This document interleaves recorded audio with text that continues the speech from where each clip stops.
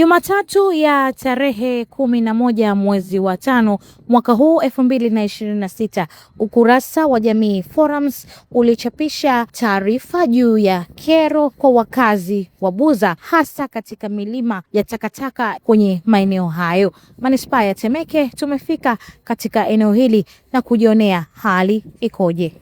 Kulikuwa na mkanganyiko kidogo wa taka zilizokuwa hapa. Kwa sasa hivi kama mnavyoona, eneo liko safi kabisa, lakini pia napenda kuwashukuru wananchi kwa sababu nao sasa wametambua kuwa takataka sio nzuri kukaa nayo karibu. Sisi kama viongozi tuko bega kwa bega na wananchi kuhakikisha taka hazikai muda mrefu, kwa sababu ratiba yetu au mikakati yetu ni kuzoa taka ndani ya masaa 8 baada ya kutangaza na wananchi kuleta taka eneo husika.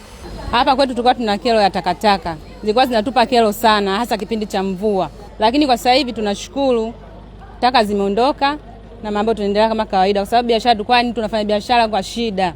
Lakini sasa hivi tunaendelea vizuri na biashara zetu. Tunashukuru kwamba serikali baada ya kuona hilo walikuja wakazoa taka muda huo huo, na sasa hivi pako safi kama mnavyoona pako safi. Kwa ufupi kwamba taka zimeshaondolewa na hali kama mnavyoona iko shwari kabisa.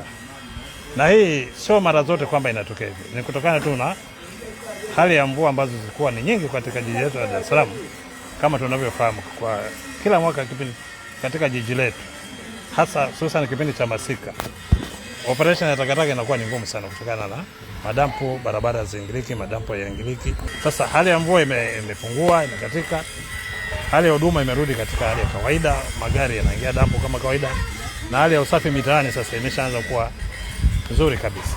Jamii inaiasa sasa kuhakikisha kwamba wanafuata ratiba za utoaji taka kama jinsi zilivyoelekezwa na wakandarasi wa maeneo yao, na vile vile na waasa wananchi kwa ujumla wake kuhakikisha sasa wanachangia kikamilifu huduma au ada za ulipaji wa taka katika maeneo yao.